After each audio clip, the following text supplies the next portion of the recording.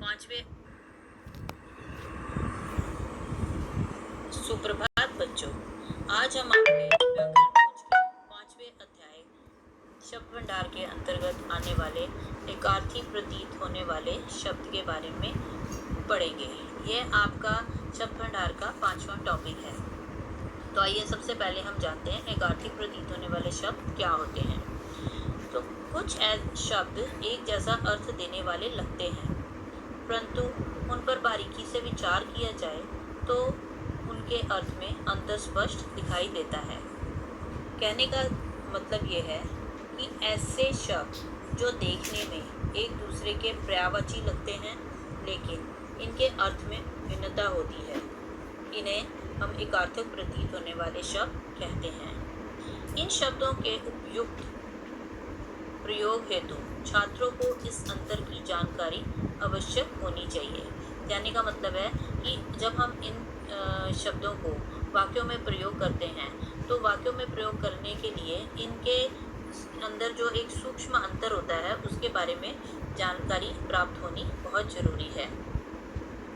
प्रत्येक भाषा में अनेक पर्यायवाची शब्द होते हैं, परंतु उनमें थोड़ा बहुत अंतर अवश्य होता है। हिंदी में प्रचलित इस प्रकार के कुछ शब्द निम्नलिखित हैं। तो इसमें आपकी पुस्तक में पहले दो चित्र दे रखे हैं। एक चित्र में आपकी दो स्त्रियां खड़ी हैं और एक स्त्री दूसरे का स्वागत कर रही है। तो पहला हमारा शब्द है स्वागत, जो आपके चित्र में दिखाया गया है। तो स्वागत जो होता है वो हम अपने घर में आए हुए किसी भी मेहमान के करते हैं।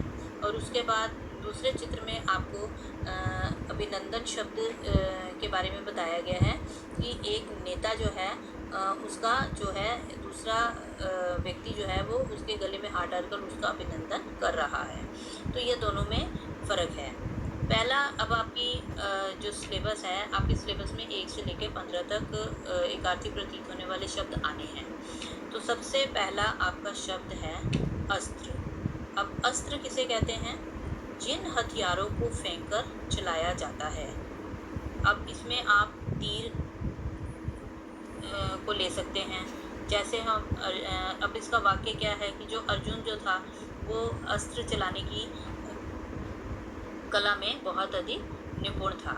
और दूसरा हमारा शब्द इसी के जैसा लग रहा है, वो है शस्त्र। अब शस्त्र किसे कहा गया है? जिनको हाथ में पकड़कर चलाया जाता है, यानी कि ऐसे वेपन्स जिनको कि हाथ में हम पकड़कर चलाते हैं।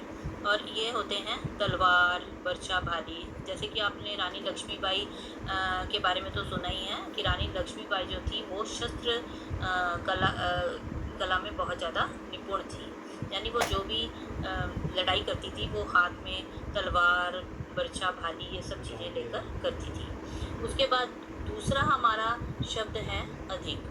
अब अधिक का मतलब होता है आवश्यकता से अधिक, यानी जिसका आपको नुकसान भी हो सकता है। जैसे हम भोजन को अधिक खाने पर हम जो है उसका हमें नुकसान होता है। उसके बाद इसी का मिलता जुलता दूसरा शब्द है पर्याप्त। अब पर्याप्त जो होता है वो होता है आवश्यकता के अनुरूप, मतलब कि जितना आपको चाहिए उसके अकॉर्डिंग, मतलब सफिशेंट जिसको आप बोलते हैं। तो इसका वाक्य आप प्रयोग कर सकते हैं कि मोहन के पास पर्याप्त धन है। तीसरा हमारा है अमूल्य। अब अमूल्य का मतलब होता है जिसका कोई भी मूल्य ना हो, मीन्स प्राइसलेस, जिसकी आप मूल्य की गणना जिसके मूल्य को आप आंक नहीं सकते हैं, प्राइसलेस जिसको बोलते हैं। ईमानदारी, इसका वाक्य क्या बना सकते हो? ईमानदारी जो है वो एक अमूल्य गुण है। उसके बाद अगला इससे मिलता जुलता शब्द है बहुमूल्य। अब बहुमूल्य का क्या मतलब है? अत्यधिक कीमत वाली या साधारण से अधिक मूल्य वाली वस्तु। अब इसका मतलब है कि जिसको आप बहुत मूल्यवान चीज़ भी कह सकते हैं। जैसे सोना है, सोना जो है वो एक बहुत ही बहुमूल्य धातु है। उसके बाद हमारा चौथा एकार्थी शब्द है अद्वितीय। अद्वितीय का मतलब होता है जिसके समान कोई भी दूसरा ना हो। जैसे अब इसका आप वाक्य बना सकते हैं कि जो स्वर्गलोक की अप्सराएं जो होती हैं वो उनकी सुंदरता जो होती है अद्वितीय होती है। इसका मिलता जुलता अगला शब्द है अनुपम। अनुपम का मीनिंग बताया गया है जिसकी किसी से समानता न की जा सके। मतलब अब इसका वाक्य आप लिख सकते हैं, जैसे हिमालय जो है उसकी प्रकृति, जो हिमालय जो है वो प्रकृति की देन है। उसके बाद पांचवा आपका शब्द है अनिवार्य। अनिवार्य जो है इसका मतलब है जिसके बिना कार्य संभव ना हो सके, जिसका कोई विकल्प ना हो, ठीक है, जिसको आप कंपलसरी भी बोलते हैं इंग्लिश में। तो उसके बाद है आवश्यक। आवश्यक का मतलब ज़रूरी। आवश्यक का मतलब ज़रूरी। अब जैसे अनिवार्य है, अनिवार्य का आप वाक्य बना सकते हैं कि परीक्षा में आए सभी प्रश्न करने अनिवार्य हैं। आवश्यक जो होता है इसका अगला शब्द है आवश्यक का मतलब ज़रूरी होता है। अब इसका आप वाक्य बना सकते हैं कि मेरे घर पर सभी आवश्यक चीज़ें हैं। उसके बाद छठा आपका शब्द है अपराध। अब अपराध जो होता है, अपराध किसी भी कानून या नियम के विरुद्ध जिसका विधिवत दंड होता है। मतलब कि आप इसके बारे में आप कह सकते हैं जैसे सामाजिक नियमों या कानून का उल्लंघन करने को भी अपराध कहते हैं, ठीक है। इसका आप वाक्य बना सकते हैं कि महिलाओं पर अत्याचार करना जो है अपराध है। अगला इससे मिलता जुलता शब्द है पाप। अब पाप का मतलब यह है अनैतिक काम। मतलब कि अनैतिक का मतलब कि जो नैतिक ना हो, जो सामान्यता अनुचित या निंदा के योग्य माना जाता है। मतलब कि जो अनुचित का मतलब जो उचित नहीं होता है और जो प्रशंसनीय नहीं होता है वो निंदा के योग्य होता है, बुराई के योग्य होता है।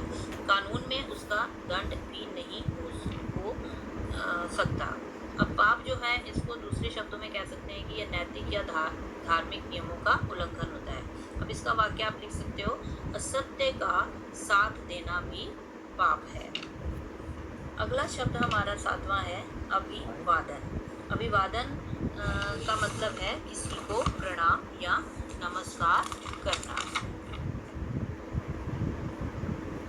जैसे अपने से किसी भी जो हमारा सम्माननीय व्यक्ति होता है उसको हाथ जोड़कर जब हम नमस्कार करते हैं तो उसको अभिवादन कहते हैं।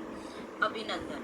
अभिनंदन जो होता है वो क्या होता है कि किसी का प्रशंसापूर्वक विधिवत सम्मान करना। जैसे अभी आपने ऊपर चित्र में देखा कि चित्र में एक नेता जो है वो उसके गले में हाथ डालकर उसका अभिनंदन एक दूसरा व्यक्ति कर रहा है। उसके बाद इससे मिलता जुलता एक शब्द होता है स्वागत। अब स्वागत जो होता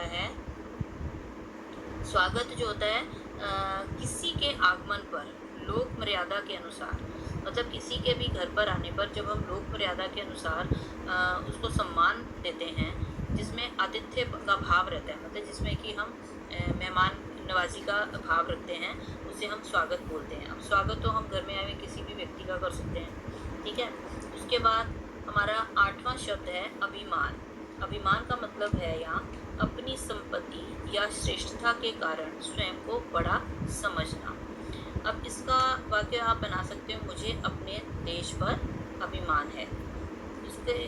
इसका अगला शब्द है अहंकार। अहंकार का मतलब होता है झूठा घमंड। अब अहंकार जो है वो जो है इसको पॉजिटिव वे में नहीं लिया जाता है। जैसे रावण जो था उसको अपने ऊपर बहुत ज़्यादा अहंकार था। उसके बाद हमारा 9वां शब्द है आवेदन। अब आवेदन क्या होता है? निर्धारित और वांछित योग्यताओं के आधार पर किसी पद या कार्य के लिए विचारण भेजा गया पत्र। अब आपने देखा होगा कि जब आप किसी पोस्ट के लिए अप्लाई करते हैं तो आप अपनी क्वालिफ़िकेशंस के अकॉर्डिंग आपको अपने उसके लिए एप्लीकेशंस लिखते हैं और भेजते हैं, तो उसको बोलते हैं आवेदन। अनुमति, अगला शब्द इसी से मिलता जुलता है अनुमति। अनुमति जो है इसका अर्थ लिखा है मांगे जाने पर अपने से छोटों या अधीनस्थ का मतलब होता है आपके अंडर जो भी होते हैं काम करने वाले। अधीनस्थ को किसी कार्य के लिए सहमति देना मतलब स्वीकृति देना, किसी को आज्ञा देना, अनुमति, ठीक है। मैंने उसको अंदर आने की अनुमति दे दी। उसके बाद है अगला हमारा है 10वां अवस्था। अब अवस्था जो होती है यहाँ पर इसका मीनिंग दे रखा है वय और उम्र। अब इसको दूसरे शब्दों में आप कह सकते हैं कि जीवन के कुछ बीते हुए समय या स्थिति को अवस्था कहते हैं। जैसे भुजंग आसन जो है वो योग की अवस्था है। भुजंग आसन जो हम योग करते हैं वो योग करने की एक अवस्था है। उसके बाद है इससे मिलता जुलता शब्द आयु। आयु होता है संपूर्ण जीवन काल। आयु किसे कहते हैं? संपूर्ण जीवन काल। उसके बाद हमारा 11वां शब्द है कष्ट। अब कष्ट तो आपको पता ही है, सभी प्रकार के जो दुख होते हैं वो कष्ट होते हैं, और कलेश जो होते हैं वो मानसिक दुख होते हैं, मेंटल स्ट्रेस जो होते हैं। उसके बाद 12वां शब्द है आपका प्रेम। प्रेम का मतलब होता है लगाव के कारण उत्पन्न अपनापन। अब प्रेम जो है ये व्यापक रूप से किसी के लिए भी आप इसको अर्थ में प्रयोग कर सकते हैं, जैसे ईश्वर से प्रेम, भाई का भाई से प्रेम, बच्चे का माँ से प्रेम। तो ये प्रेम जो है वो साधारण सभी व्यक्तियों के लिए प्रयोग किया जाता है। और परिणय किसे बोलते हैं? विवाह को, शादी को। और एक होता है प्रणय। प्रणय होता है पति पत्नी अथवा प्रेमी प्रेमिकाओं का आपसी लगाव। उसके बाद 13वां आपका है शब्द न्याय। न्याय क्या होता है? सच झूठ का सही फैसला करना। जैसे कि आपने देखा होगा कि अदालत के अंदर जज जो होता है वो लोगों का न्याय करता है। उसके बाद इसी से मिलता जुलता शब्द है निर्णय। निर्णय किसे कहा गया है? फैसला, चाहे वह सही हो या गलत। अब जो न्याय होता है इन दोनों में क्या फ़र्क है? न्याय जो होता है वो सच झूठ का सही फैसला होता है, और जो निर्णय होता है वो जो होता है आप फैसला करते हो और वो सही भी हो सकता है, गलत भी हो सकता है। जैसे मैंने निर्णय किया है कि मैं आज से शराब नहीं पीऊँगा, तो ये एक निर्णय मतलब फैसला किया है, ठीक है ना। पुरस्कार, अगला शब्द हमारा 14 है पुरस्कार। अब पुरस्कार जो है किसी भी अच्छे कार्य हेतु दिया गया इनाम। पुरस्कार तो आपको देखा होगा, आपको विद्यालय में बहुत से पुरस्कार मिलते हैं। पारितोषिक। पारितोषिक का मतलब होता है किसी प्रतियोगिता अथवा परीक्षा आदि में प्रदर्शित श्रेष्ठता पर दिया जाने वाला इनाम, ठीक है। उसके बाद आपका 15वां शब्द है मत। मत किसे बोलते हैं? एक विचार को मानने वाला समूह। जैसे कहते हैं ना हिंदू मत, सिख मत के लोग, सिख मत के मतलब जो एक विचारधारा को मानते हैं, एक ही बात को मानते हैं। उसके बाद इसी से मिलता जुलता शब्द है धर्म। धर्म होता है कर्तव्य तथा अकर्तव्य का भेद बताने वाले नियम। अब धर्म जो है वो आप इसका दूसरी तरह से मीनिंग ले सकते हैं, अच्छे या बुरे का ज्ञान कराने के जो नियम होते हैं वो भी आपके धर्म के अंदर ही आते हैं। तो आशा करती हूँ ये आपको सारे विकार्थी शब्द जो हैं वो आपको समझ आ गए होंगे। अब आपको मैं शुक्रवार को इसकी एकार्थी प्रतीत होने वाले शब्द और एक आपको विलोप शब्द की वर्कशीट आपको करने को होगी। धन्यवाद।